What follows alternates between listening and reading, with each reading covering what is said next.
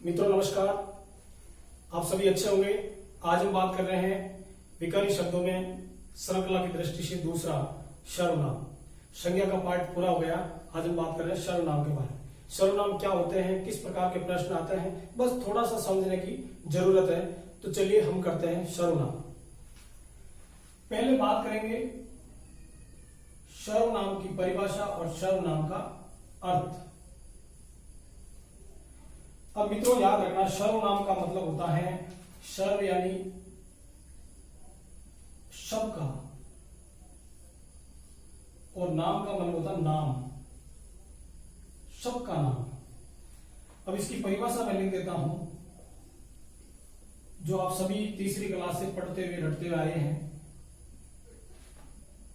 संज्ञा के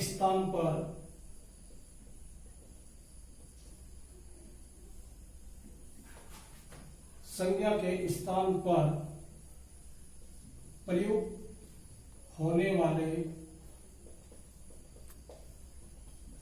शब्दों को सर्वनाम कहते हैं।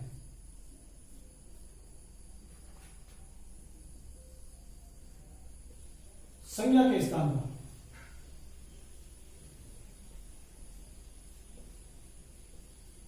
मित्रों याद रखना, किसके स्थान पर प्रयुक्त हो रहे हैं? संज्ञा के। जातिवाचक, व्यक्तिवाचक और भाववाचक, उनके स्थान पर। अब संज्ञा अधिकतर इसमें व्यक्तिवाचक चलेगी या जातिवाचक चलेगी। उनके स्थान पर प्रयुक्त होने वाले शब्दों को क्या कहते हैं? सर्वनाम। मित्रों इसकी और परिभाषा यदि हम इसका नोट करेंगे तो लिखते हैं, सर्वनाम से वाक्य सरल, सुंदर व संक्षिप्त हो जाता है। कैसा हो जाता है? संक्षिप्त यानी छोटा। सर्वनाम से वाक्य सरल, सुंदर व संक्षिप्त हो जाता है। तो मित्रों याद रखना, सुंदर भी होगा, संक्षिप्त की। संक्षिप्त का मतलब होता है छोटा, ज्यादा बड़ा वाक्य नहीं बनेगा। देखिए संक्षिप्त कैसे होता है, जैसे मैं प्रयोग करके बता रहा हूं, आप ध्यान देना। जैसे विश्व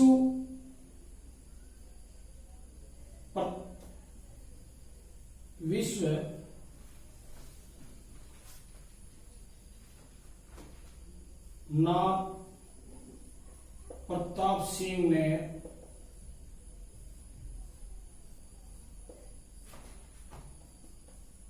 विश्वनाथ प्रताप सिंह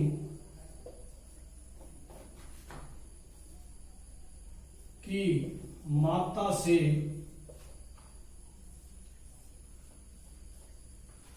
कहा कि विश्वनाथ प्रताप सिंह कल दिल्ली जाएगा। मित्रों वाक्य को पढ़िए। अब ये वाक्य लंबा है, ये वाक्य बस एक व्यक्ति अपनी बात कर रहा है, परंतु जब इसमें सर्वनाम का प्रयोग होगा तो ये वाक्य छोटा हो जाएगा, संक्षिप्त हो जाएगा। ये मैंने लिखा संक्षिप्त, और संक्षिप्त का मतलब होता है छोटा। बस हमें शब्दों को पहचानने की जरूरत है। विश्वनाथ प्रताप सिंह ने विश्वनाथ प्रताप सिंह की माता से कहा। किसे कहा? माता से कहा कि विश्वनाथ प्रताप सिंह कल दिल्ली जाएगा। कहने वाला कौन है? एक ही है, पर वाक्य देखो कितना लंबा पड़ गया। विश्वनाथ प्रताप सिंह ने विश्वनाथ प्रताप सिंह की माता से कहा कि विश्वनाथ प्रताप सिंह कल दिल्ली जाएगा। अब ये संज्ञा है पूरी, ये संज्ञा है, ये संज्ञा है और ये संज्ञा। इसके स्थान पर हमें सर्वनाम का प्रयोग करके वाक्य को क्या बनाना है? संक्षिप्त। लिखा ना, इस सर्वनाम के प्रयोग से वाक्य सरल, सुंदर और संक्षिप्त हो जाएगा। मैं लिख देता हूं, जैसे इसका वाक्य बना, उसने कहा कि उसने अपनी माता से कहा कि वह कल दिल्ली जाएगा। अब किसने कहा? विश्वनाथ प्रताप सिंह ने। किसको कहा? अपनी माता को। तो याद रखना मित्रों, ये सर्वनाम, ये सर्वनाम और ये भी सर्वनाम, ये जो तीनों सर्वनाम मिल गए हैं, ये तीनों कौन से सर्वनाम होंगे, ये हम पढ़ेंगे बाद में। तो ये किस में जाएगा, अन्य पुरुष में जाएगा। किसमें जाएगा, अन्य पुरुष। तो यहां तक समझ में आ गया, ये एक बार समझ लीजिए आप। और मैं फिर बात करता हूं कि मूल सर्वनाम कितने हैं, ये भी मैं लिख देता हूं। मूल जो सर्वनाम होते हैं वो कितने हैं, मूल सर्वनाम देख लीजिए। मूल सर्वनाम कौन से हैं, मूल सर्वनाम होते हैं 11। कितने होते हैं, 11। मैं, हम, तुम, आप, यह, वह, कोई,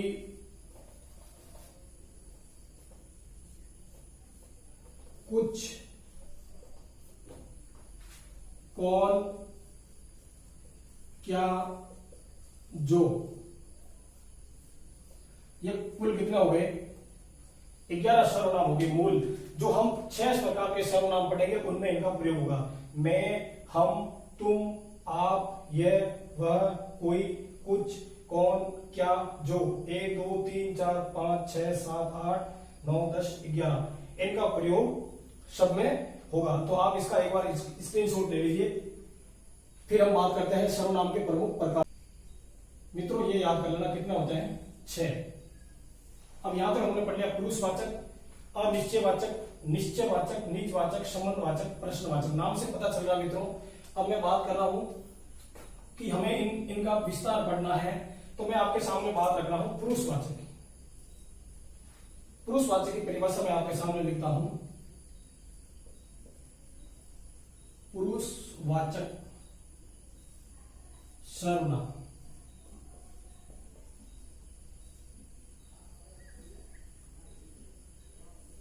यानी जिसके बारे में कहा जाए, जिसके बारे में कहा जाए। जैसे संज्ञा के बारे में, संज्ञा हो गई, और स्त्री और पुरुष, स्त्री व पुरुष के बारे में, किसके बारे में कहा जाए, बारे में कहा जाए, वे क्या हो जाएंगे, पुरुषवाचक। नाम से पता चल रहा है कि स्त्री और पुरुष के बारे में कहा जाएगा। जिसके बारे में कहा जाए वह क्या है, पुरुषवाचक सर्वनाम। और हम कितने लोगों को जानते हैं, कितने लोगों के बारे में बात करते हैं, तो मित्रों याद रखना हम 3 लोगों के बारे में बात करते हैं। अक्सर हम कितने लोगों के बारे में, 3 लोगों के बारे में बात करते हैं। हम दुनिया में कितने लोगों को जानते हैं, हम कितने लोगों को जानते हैं, केवल और केवल सर्वनाम की बात करें तो हम कितने लोगों को जानते हैं, 3 लोगों को। कितने लोगों को जानते हैं, 3। अब मैं बात करता हूं कि पुरुषवाचक सर्वनाम होते कितने, वो 3 लोग कौन से हैं। तो मैं पहला बताता हूं, उत्तम पुरुष, जिसे संस्कृत में बोलते हैं प्रथम पुरुष। मित्रों दूसरा होगा मध्यम पुरुष,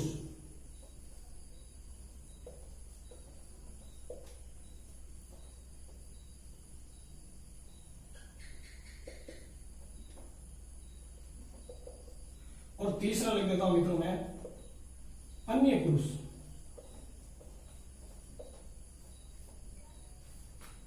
मित्रों बस इस चीज को याद रखना है। ये आपके क्या हो गया, पहला पुरुषवाचक सर्वनाम की बात कर रहा हूं कि जिसके बारे में कहा जाए, उसमें स्त्री और पुरुष के बारे में कहा जाएगा। अब हमको पूछे कि हम दुनिया में कितने लोगों को जानते हैं, अरब, करोड़ों, खरबों, अरबों, खरबों, मिलियन, उसमें हम यहां की बात करें तो हम केवल 3 लोगों के बारे में जानते हैं। एक तो उत्तम पुरुष, मध्यम पुरुष और अन्य पुरुष। मित्रों मैं बात कर रहा हूं बिल्कुल एक नॉर्मल शब्दों में समझा रहा हूं। मैं क्या हूं, उत्तम पुरुष, यानी मैं जिसके बारे में बात करता हूं, एक वचन मैं, और मेरे पास में है तो मैं उसको साथ में लेके करता हूं, हम चलेंगे, हम दोनों। तो हम दोनों क्या हो गए, उत्तम पुरुष में आ जाएगा। तो हम दोनों एक के बारे में, अब तुम क्या कर रहे हो, तुम यानी थोड़ा सा हमसे दूर है, हम उससे सामने वाले से बात कर रहे हैं, तुम, आप, तू, ये सारे शब्द किसमें आएंगे, मध्यम पुरुष में। उसने कहा था, उसने कहा था, उसने कहा था, उसने का मतलब हुआ कि वो बहुत दूर है, वो बहुत दूर है, तो वो अन्य पुरुष हो जाएगा। तो हम कितने लोगों को जानते हैं, 3 के बारे में, उत्तम पुरुष, मध्यम पुरुष और अन्य पुरुष। मैं इसकी विशेषता लिख देता हूं। इसमें क्या आएगा, इसका मूल क्या होगा, मैं, हम। इसका मध्य में क्या होगा, तू, तुम, आप। और इसमें क्या होगा, आप, आपने, आपका, उसने, उसका, उनका, उनके, उन्होंने, आदि। सभी को दिखाई दे रहा है ये चीज, ये आप नोट करते जाना। ये अन्य पुरुष, आप शब्द। अब मित्रों देखो, यहां भी आप आया है और यहां भी आप आया है, तो इसका प्रयोग हमें कैसे करना है। तो सबसे पहले मैं आपके एक सामने वाक्य लिख रहा हूं, आप इसको एक बार नोट कर लीजिए। मैं आपके सामने एक बहुत अच्छा उदाहरण दे रहा हूं। मैंने तुम्हें उसे बुलाने को कहा। देखिए, मैंने तुम्हें उसे बुलाने को कहा। अब इसमें पुरुषवाचक के तीनों भेद आ रहे हैं। देखिए कैसे, कि मैंने तुम्हें उसे बुलाने को कहा, उत्तम पुरुष, मध्यम पुरुष, अन्य पुरुष। ये वाक्य मैंने ऐसा लिखा है जिसमें तीनों पुरुष शामिल हो रहे हैं। वाक्य एक है, पुरुष तीनों आ रहे हैं। ऐसा वाक्य दे दे और आपको पूछ ले मध्यम पुरुष कौन सा है, तो देखो मैंने क्या है, ये मैं आ गया, मैं से मैंने बढ़ गया, तो ये क्या हो गया, उत्तम पुरुष। तुम्हें से क्या बन गया, तुम, तुम्हें, यानी मध्यम पुरुष।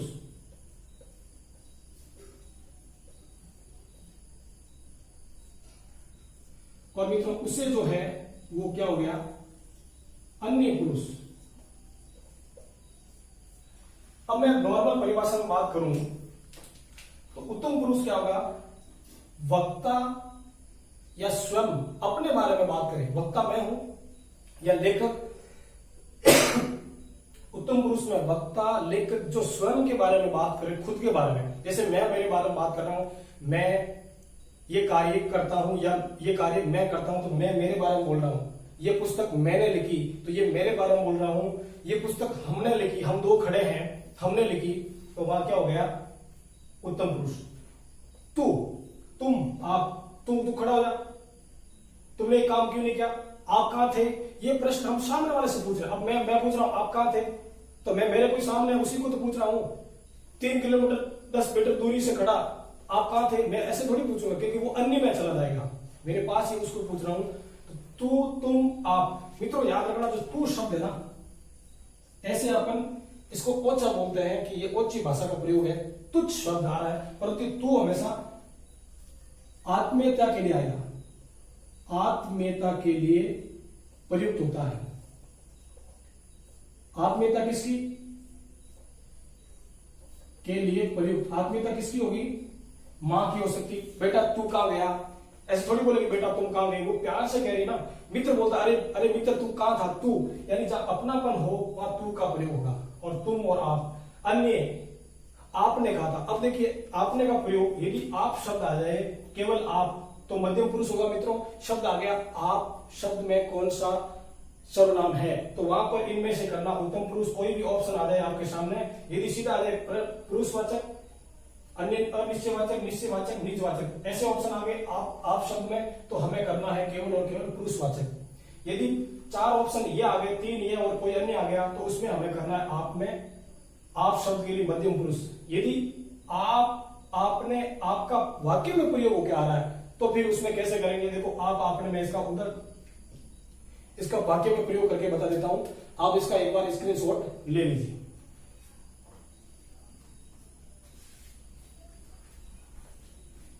ये चीज समझ में आ गई आपको कि उत्तम पुरुष मैं और हम, एक वचन और बहुवचन दोनों के लिए आएगा। ये सुनने वाले के लिए, श्रोता के लिए, और पढ़ने वालों के लिए, पाठक, श्रोता और पाठक। मैं आपको लिख देता हूं यहां पे कि ये आएगा वक्ता, और लेखक, और ये आएगा श्रोता और पाठक, और ये आएगा अन्य के लिए, अन्य पुरुष के लिए। ये किसके लिए आएगा?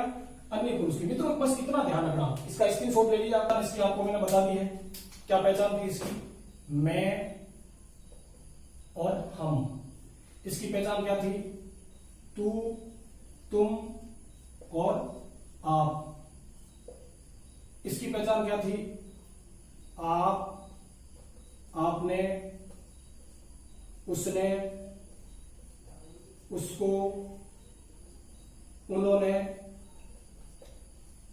उनकी, उनका आदि। ये इसकी पहचान है। अब इसमें से वाक्य बढ़ रहे हैं।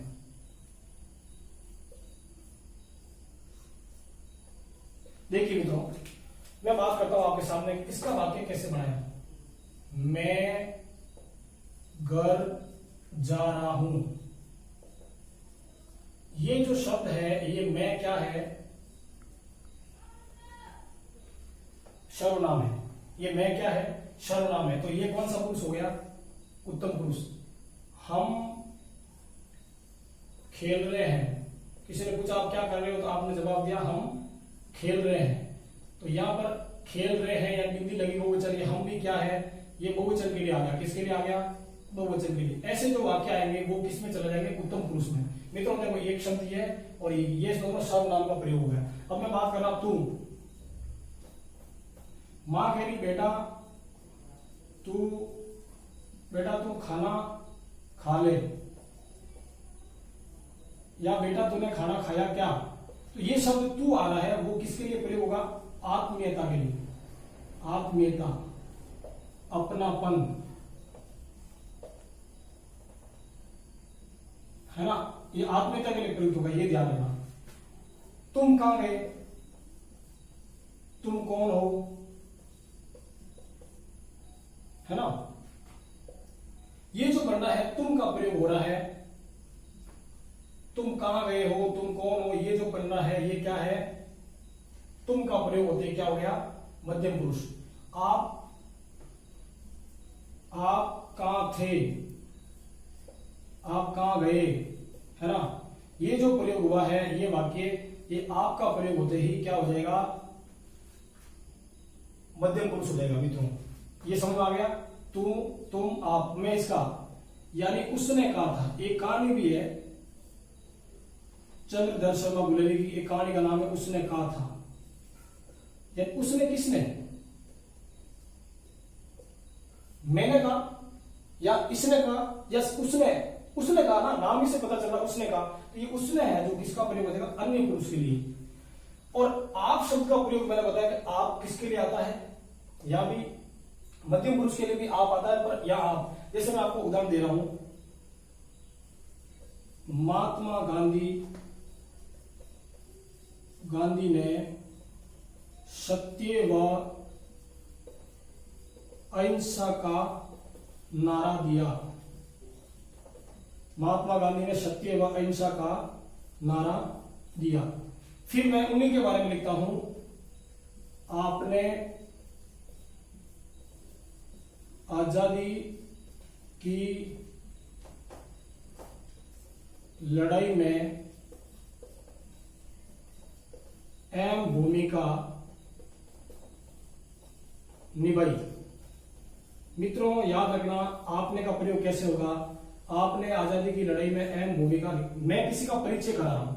अब ध्यान रखना, ये जो आपने होता है ना मित्रों, एक शब्द होता है आत्मकथा और एक होता है जीवनी। आत्मकथा यानी ऑटोबायोग्राफी, ये खुद के लिए लिखी जाती है, स्वयं के लिए, तब तो होता है आप। और जीवनी हमेशा अन्य के लिए लिखी जाती है, तो ये लिखी जाती है मैं या हम शैली में लेखन। आत्मकथा स्वयं के बारे में लिखेगा ना, मैं या, ठीक है। जीवनी हमेशा अन्य के बारे में लिखी जाती है, किसी और द्वारा।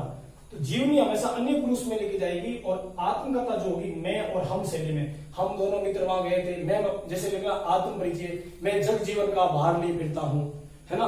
हलावाद के जनक हरिवंश राय बच्चन क्या लिखता है, मैं जब जीवन का भार ले बैठा, और मैं शब्द क्या है, वही आत्मकथा से निकला, मैं यानी स्वयं, तो मैं क्या हो गया, उत्तम पुरुष हो गया मित्रों। अब मैं बात करता हूं, आपने आजादी की लड़ाई में अहम, महात्मा गांधी ने सत्य व अहिंसा का नारा दिया। फिर मैं लिखता हूं कि आपने आजादी की लड़ाई में अहम भूमिका निभाई, मैं कहीं भाषण दे रहा हूं, तो ये किसके लिए आ रहा, आपने गांधी जी के लिए आ रहा, और गांधी जी क्या हो गए, अन्य पुरुष हो गए मित्रों। क्या हो गए गांधी जी, अन्य पुरुष हो गए। ये कहानियां आप सबके समझ में आ गई होगी। मैं लिखता हूं कि सुभाष चंद्र बोस ने तुम मुझे खून दो मैं तुम्हें आजादी का नारा दिया, और फिर लिखता हूं आपने आजादी की लड़ाई के लिए अपने प्राणों की बलि लगा दी, तो आपने शब्द किसके लिए आएगा, सुभाष चंद्र बोस के लिए आएगा, यानी अन्य पुरुष के लिए आएगा। वे सारे जो शब्द इस ऐसा वाक्य बनेगा तब तो पता चलेगा आप में किसका प्रयोग हो रहा है। ये आप स्क्रीनशॉट ले लीजिए। फिर हम बात करते हैं दूसरे प्रकार के कि अनिश्चितता का बोध कराने वाले सर्वनाम।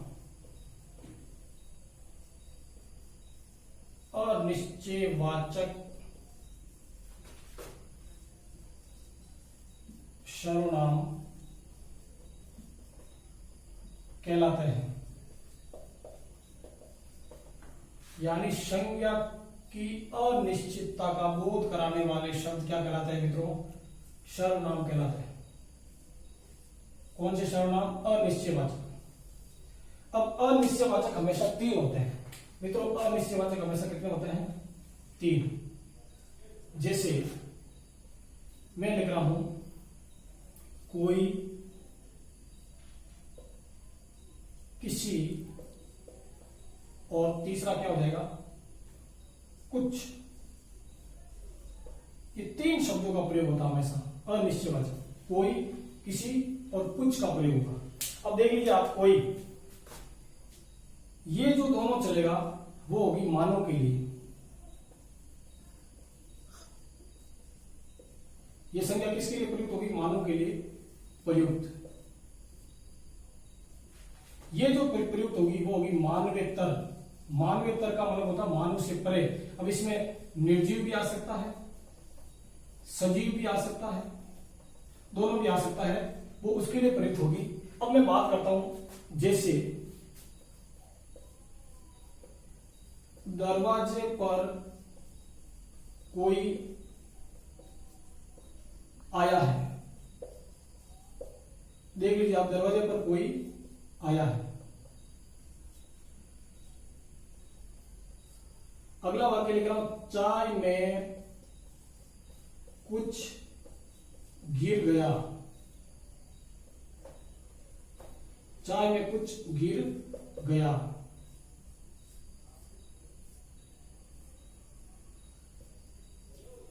किसी ने मुझे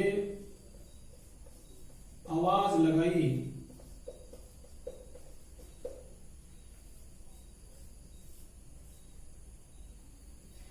देखो ये वाक्य जो मैंने लिखे मित्रों, दरवाजे पर कोई आया है, कोई आया है, चाय में कुछ गिर गया, किसी ने मुझे आवाज लगाई। देखिए दरवाजे पर कोई आया है, ये क्या है, अनिश्चित है, यानी कौन आया है अभी उसकी कोई निश्चित बात नहीं है, निश्चय नहीं है। चाय में कुछ गिर गया, कुछ गिर गया, कुछ यानी मच्छर गिर गया तो वो निर्जीव आ गया, ये कुछ उसमें चला जाएगा। खेत में कोई है, अब देखो खेत में कोई है तो इसका मतलब आदमी है या कोई औरत है। खेत में कुछ कुछ है, कुछ कुछ है का मतलब कोई गाय भी हो सकती है, कोई भैंस भी हो सकती है, कोई नील गाय भी हो सकती है, या कोई और अन्य जानवर आके अटैक करता होगा। इसका मतलब खेत में कुछ कुछ है, वो उस निर्जीव मानवेतर के लिए प्रयोग होगा मित्रों। तो आप इसको नोट कर लीजिए, कोई, कुछ, किसी, ये 3 शब्द प्रमुख होते हैं अनिश्चयवाचक में। ये 3 शब्द याद रखना। अब मैं आपको और बात बता देता हूँ, वाचक बहुत सारे, व्यक्तिवाचक, जातिवाचक, भाववाचक, द्रव्यवाचक, समूहवाचक और ये भी वाचक। तो इसलिए कंफ्यूज मत होना, बस शब्दों को गौर से पढ़ना। और 11 जो मूल सर्वनाम है, मैं, हम, तुम, आप, यह, वह, कोई, कुछ, कौन, क्या, जो आदि को समझ लेना। तो ये हमारे 2 आज प्रकरण पूरे हो गए, और फिर अगले वीडियो में हम बात करेंगे अगले वाले सर्वनाम की। तो वीडियो को अंत तक देखें, लाइक करें, शेयर करें, कमेंट करें, सब्सक्राइब करें। धन्यवाद।